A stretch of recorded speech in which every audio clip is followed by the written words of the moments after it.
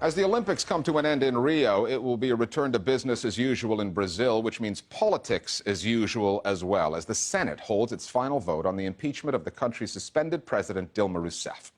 Rousseff is caught up in a huge oil corruption scandal known as Operation Car Wash. She herself is not under investigation, although many of the MPs trying to oust her are. Supporters of Rousseff's Workers' Party, the PT, are calling this a soft coup, and many say that part of the blame lies with the country's conservative news media. They're talking about a company called Rede Globo, the biggest media conglomerate in Latin America.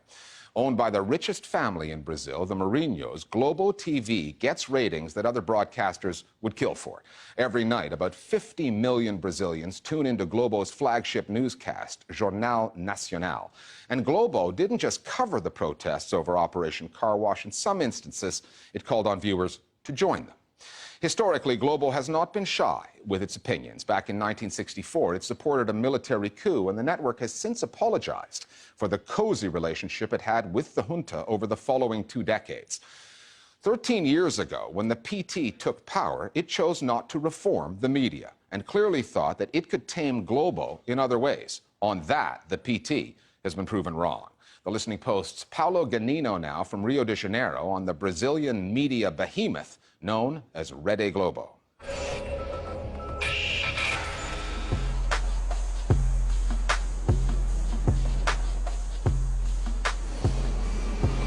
For Brazilians, 7 p.m. is TV time.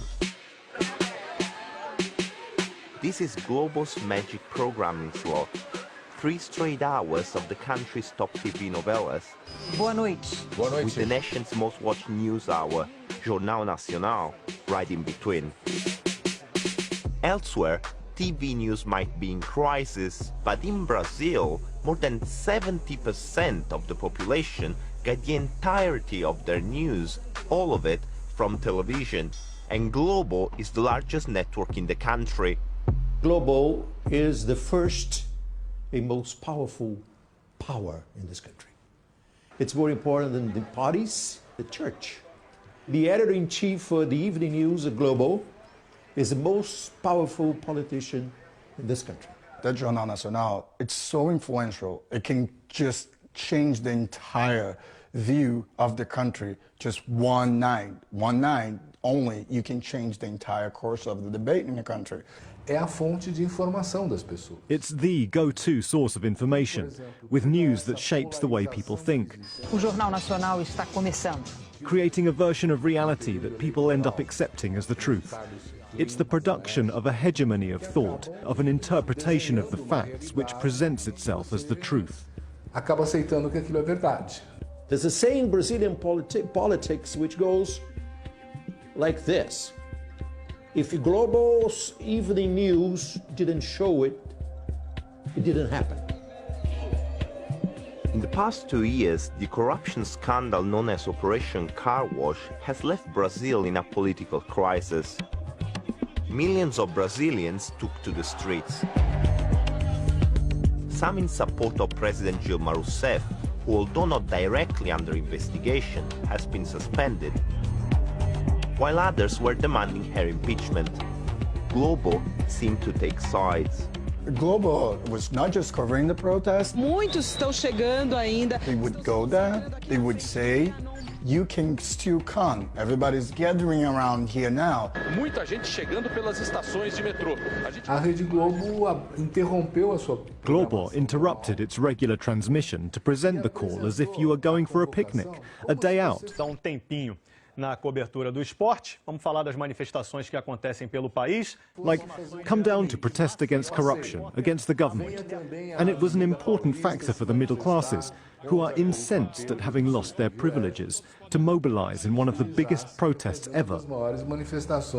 This big channel has also the biggest newspaper and has also lots of radios. Journalism should be against power, against status quo, against the establishment. And Globo has always had this promiscuous relation with power since the beginning. In 1964, Globo openly endorsed a military coup and went on to establish itself as the dominant media company in Brazil. 20 years later, 1 year before the military handed power back to civilians, 300,000 people gathered in São Paulo calling for the end of military rule.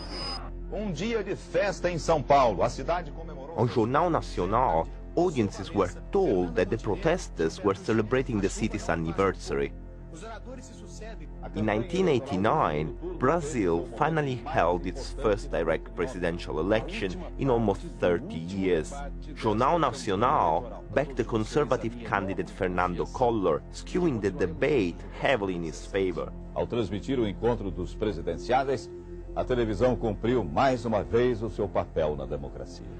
Then, 2013, protests erupted over the economy and corruption. Globo was one of the demonstrators' targets, and the network finally apologized for its support of the coup. An apology that felt tactical. O reconhecimento de erros, como o apoio editorial ao golpe militar de 1964. E nesse momento de questionamento, at this critical point, Globo was trying to appear more impartial, to say, we are not just defending the neoliberal order, the establishment, the elites. We want to be more inclusive, so we are revising our previous position. Well, that was kind of an empty gesture. PR, really. de imagem, vamos dizer assim, né? Globo doesn't seem to like the scrutiny that comes with being Latin America's largest media conglomerate, and as a former Brazilian president put it, one of the country's power institutions. We contacted them repeatedly asking for an interview for this report, but no one was put forward. Some of the journalists we approached directly told us they'd be fired if they talked to us on the record. Globo is a national network, but they say all politics is local, and across Brazil, Globo's affiliates wield influence. The regional news coverage in Brazil is a lot worse than the national news coverage, which is already bad. The thing is, the affiliates from Globo were always owned by politicians. 1/3 of the Brazilian Congress holds shares in the TV stations or radio stations in their regions which transmit their propaganda. They are regional oligarchs who control information because they own the affiliates of Rede Globo, the local newspapers, the local radio stations. You will not hear a word of criticism against the local governors because the radio stations belong to them. As rádios são propriedade deles. In Brazil, lots of things that are obvious in the world are not here, like separation between church and state. We didn't have that. We didn't have also separation between press and government. In 2002, Lula da Silva, leader of the Workers' Party PT, won Brazil's presidential elections, marking a leftward-turning government.